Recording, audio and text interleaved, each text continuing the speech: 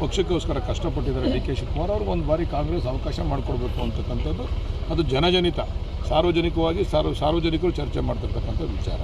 ಅದು ಆಗಬೇಕು ಅಂತ ನಾಳೆ ಮಾಡಿಬಿಡಿ ಸಿದ್ದರಾಮಯ್ಯವ್ರು ನಿಲ್ಲಿಸ್ಬಿಟ್ಟು ಅಂತ ನಾವು ಕೇಳಲ್ಲ. ಸಿದ್ದರಾಮಯ್ಯ ನಂತರ ಸ್ಥಾನ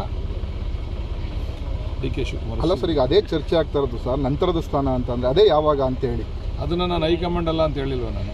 ಇಲ್ಲಿ ಬಲಾಬಲದ ಪ್ರಶ್ನೆ ಬರೋದಿಲ್ಲ, ಇದು ಕಾಂಗ್ರೆಸ್ ಪಕ್ಷ. ಇಲ್ಲಿ ಹೈಕಮಾಂಡ್ನ ತೀರ್ಪೇ ಅಂತಿಮ. ಬಟ್ ನಾವು ಸಿ ಎಮ್ ಅವರು 5 ವರ್ಷ ಇರ್ತಾರೋ ಇನ್ನು 10 ವರ್ಷ ಇರ್ತಾರೋ ಅದು ಪ್ರಶ್ನೆ ನಮಗೆ ಗೊತ್ತಿಲ್ಲ. ಆದರೆ ಸಿ ಎಮ್ ಅವರ ನಂತರ ನಮ್ಮ ಡಿ ಕೆ ಶಿವಕುಮಾರ್ ಅವರಿಗೆ ಕೊಡಬೇಕು ಅಂತಕ್ಕಂಥದ್ದು ನಮ್ಮ.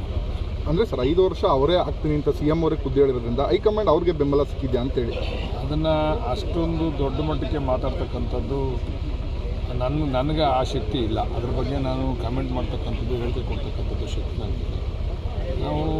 ನಾವು ಅಲ್ಗಳಿಯೋದಿಲ್ಲ. ನಾನು ಹೇಳೋದು ಸಿ ಎಮ್ ನಂತರ ಅವಕಾಶ ನಮ್ಮ ನಾಯಕರಿಗೆ ಕೊಡಬೇಕು.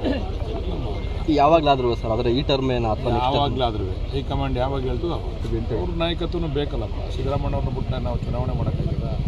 ಸಿದ್ದರಾಮಯ್ಯ, ಡಿ ಕೆ ಶಿವಕುಮಾರ್, ಪರಮೇಶ್ವರು, ಎಲ್ಲರ ನಾಯಕತ್ವನೂ, ಖರ್ಗೆ ಸಾಹೇಬರು, ಎಲ್ಲರ ನಾಯಕತ್ವನೂ ಬೇಕು. ಕಾಂಗ್ರೆಸ್ ಪಕ್ಷ ಸರ್ವಜನಾಂಗದ ಶಾಂತಿಯುತ, ಒಂದು ಜಾತಿಯನ್ನು ನಂಬಿಕೊಂಡು ರಾಜಕಾರಣ ಮಾಡ್ತಕ್ಕಂಥ ಪಕ್ಷ ಅಲ್ಲ ಇದು. ಎಲ್ಲ ವರ್ಗದ ಜನ ನಾಯಕತ್ವ ಇರ್ತಕ್ಕಂಥದ್ದಕ್ಕೆ ಕಾಂಗ್ರೆಸ್ನ ಶಕ್ತಿ. ಎಲ್ರಿಗೂ ಎಲ್ಲರೂ ಬಲನೂ ಇರಲ್ಲ, ಕೆಲವ್ರದ್ದು ಈಗ ಸಿ ಎಮ್ ಸ್ವಲ್ಪ ಜಾಸ್ತಿ ಇದ್ದರೆ ಅದಕ್ಕೆ ಅದ್ರ ನೆಕ್ಸ್ಟ್ ಸ್ಥಾನ ನಮ್ಮ ಡಿ ಕೆ ಶಿವಕುಮಾರ್. ಅಂದರೆ ಸರ್ ಹಿಂದೆ ಹಂತವಾಗಿರ್ತದೆ, ಎಲ್ಲರ ಬಲ ಇರ್ತದೆ. ಪಕ್ಷಕ್ಕೋಸ್ಕರ ಕಷ್ಟಪಟ್ಟಿದ್ದಾರೆ ಡಿ ಕೆ ಶಿವಕುಮಾರ್ ಅವ್ರಿಗೆ ಒಂದು ಬಾರಿ ಕಾಂಗ್ರೆಸ್ ಅವಕಾಶ ಮಾಡಿಕೊಡ್ಬೇಕು ಅಂತಕ್ಕಂಥದ್ದು ಅದು ಜನಜನಿತ, ಸಾರ್ವಜನಿಕವಾಗಿ ಸಾರ್ವಜನಿಕರು ಚರ್ಚೆ ಮಾಡ್ತಿರ್ತಕ್ಕಂಥ ವಿಚಾರ. ಅದು ಆಗಬೇಕು ಅಂತ ನಾಳೆ ಮಾಡಿಬಿಡಿ ಸಿದ್ದರಾಮಯ್ಯವ್ರು ನಿಲ್ಲಿಸ್ಬಿಟ್ಟು ಅಂತ ನಾವು ಕೇಳಲ್ಲ. ಸಿದ್ದರಾಮಯ್ಯ ನಂತರ ಸ್ಥಾನ